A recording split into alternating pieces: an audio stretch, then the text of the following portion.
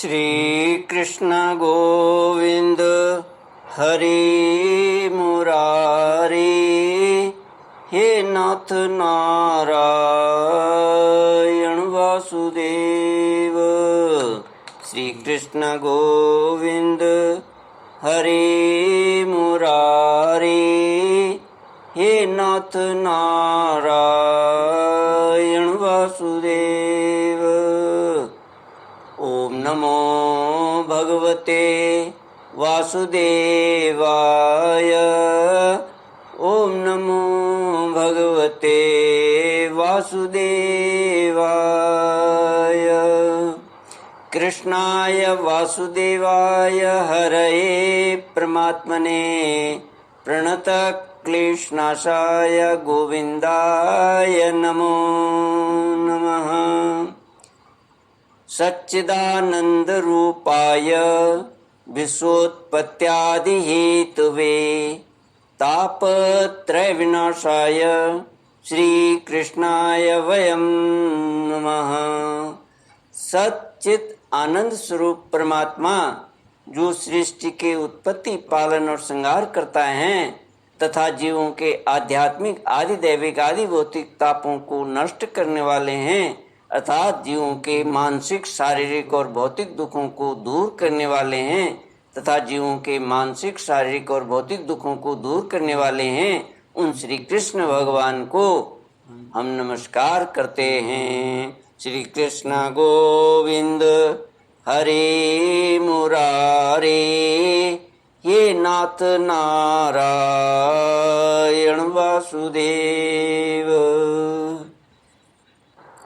श्रीमद्भागवत दशम स्कंद एकादशोऽध्याय श्लोक 41 से।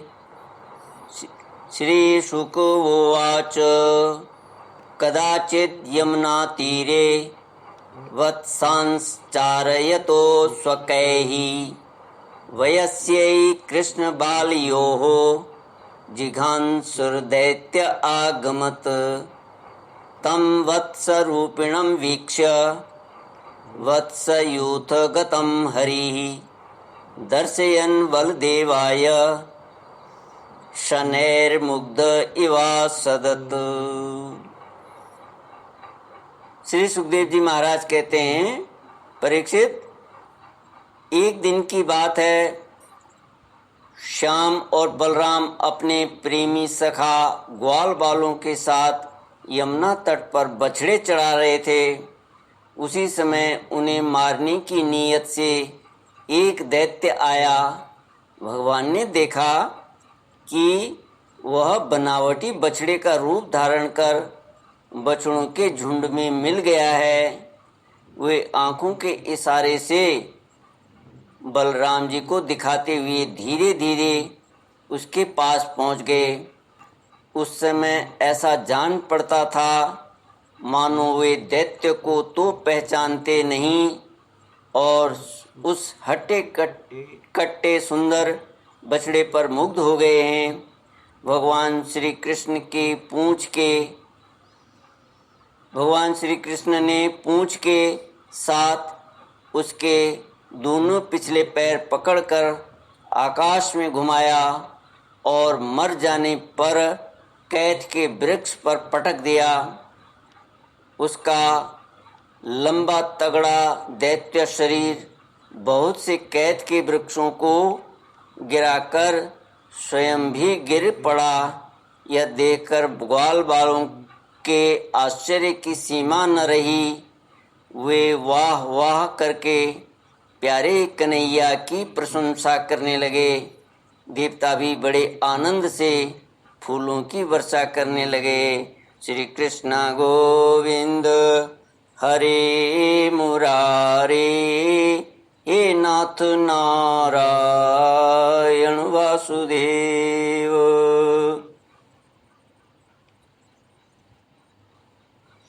श्री सुखदेव जी महाराज कहते हैं, परीक्षित, जो सारे लोकों के एकमात्र रक्षक हैं वे ही श्याम और बलराम अब वत्सपाल बछड़ों के चरवाहे बने हुए हैं।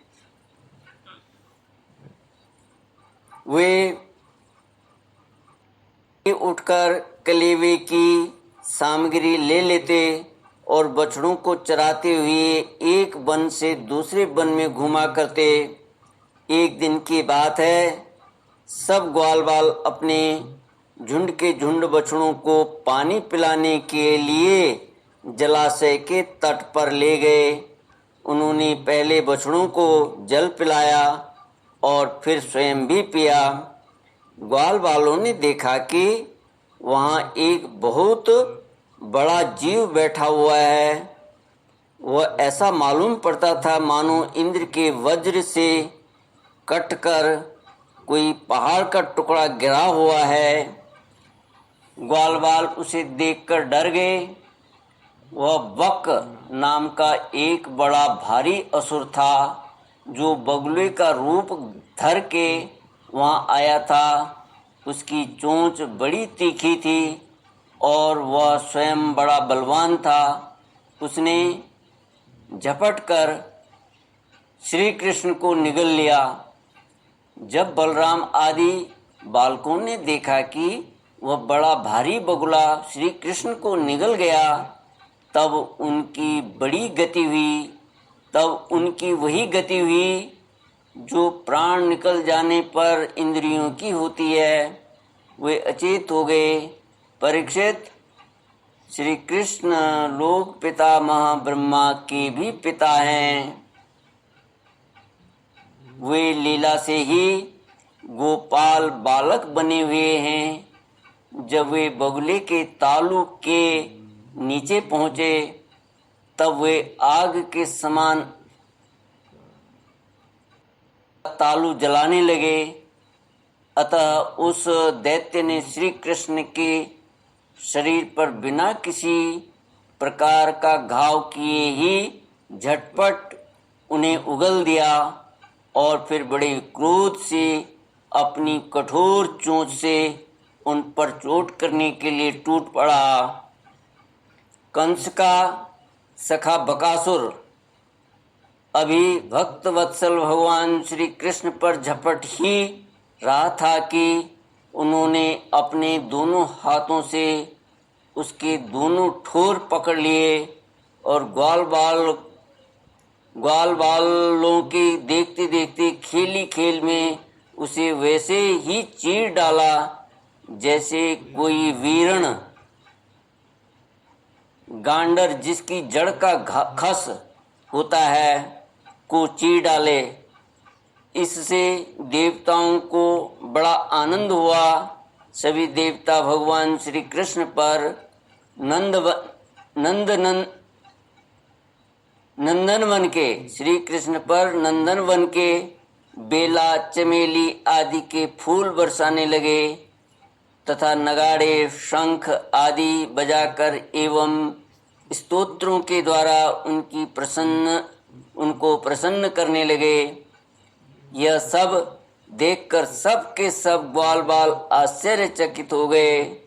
जब बलराम आदि बालकों ने देखा कि श्री कृष्ण बगुले के मुंह से निकलकर हमारे पास आ गए हैं, तब उन्हें ऐसा आनंद हुआ मानो प्राणों के संचार से इंद्रियां सचेत और आनंदित हो गई हैं हों। सबने भगवान को अलग अलग गले लगाया। इसके बाद अपने अपने बछड़े हाँक कर सब ब्रज में आए और वहाँ उन्होंने घर के लोगों से सारी घटना सुनाई। श्री कृष्ण गोविंद हरे मुरारे, हे नाथ नारायण वासुदेव। परीक्षित, देव जी महाराज परीक्षित जी को कथा सुनाते हुए आगे कहते हैं, बकासुर के वध की घटना सुनकर सब के सब गोपी गोप आश्चर्यचकित हो गए। उन्हें ऐसा जान पड़ा जैसे कन्हैया साक्षात मृत्यु के मुंह से ही लौटे हों। वे बड़ी उत्सुकता, प्रेम और आदर से श्री कृष्ण को निहारने लगे। उनके नेत्रों की प्यास बढ़ती ही जाती थी। किसी प्रकार उन्हें तृप्ति न होती थी। वे आपस में कहने लगे, हाय हाय, यह कितने आश्चर्य की बात है। इस बालक को कई बार मृत्यु के मुंह में जाना पड़ा, परंतु जिन्होंने इसका अनिष्ट करना चाहा उन्हीं का अनिष्ट हुआ, क्योंकि उन्होंने पहले से दूसरों का अनिष्ट किया था। यह सब होने पर भी वे भयंकर असुर उसका कुछ भी नहीं बिगाड़ पाते। आते हैं इसे मार डालने की नीयत से, किंतु आग पर गिरकर पतंगों की तरह उल्टे स्वयं स्वाहा हो जाते हैं। अहो ब्रह्मविदां वाचो ना सत्या सन्ति करहिचित्, गर्गो यदाह भगवान् व भावी तथैव तत्। सच है, ब्रह्मवेता महात्माओं के वचन कभी झूठे नहीं होते। देखो ना, महात्मा गर्गाचार्य ने जितनी बातें कही थी सब की सब 16 आने ठीक उतर रही हैं। नंद बाबा आदि गोपगण इसी प्रकार बड़े आनंद से अपने श्याम और राम की बातें किया करते। वे उनमें इतने तन्मय रहते कि उन्हें संसार के सुख, संसार के दुख संकटों का कुछ पता ही न चलता। इसी प्रकार श्याम और बलराम ग्वाल वालों के साथ कभी आंख मिचौनी खेलते तो कभी पुल बांधते, कभी बंदरों की भांति उछलते कूदते, तो कभी और कोई विचित्र खेल करते। इस प्रकार के बालोचित खेलों में उन दोनों ने व्रज में अपनी बाल्यावस्था व्यतीत की। श्री कृष्ण गोविंद हरे मुरारे, हे नाथ नारायण वासुदेव। इति श्रीमद्भागवते महापुराणे पारमहंस्यां संहितायां दशमस्कन्धे पूर्वार्धे वत्सवकवधो नामैकादशोऽध्यायः। ॐ पूर्णमद पूर्णमिदं पूर्णात् पूर्णमुदच्यते पूर्णस्य पूर्णमादाय पूर्णमेवावशिष्यते। ओम शांति शांति शांति। हरि ओम। श्री गुरुभ्यो नमः। हरि ओम।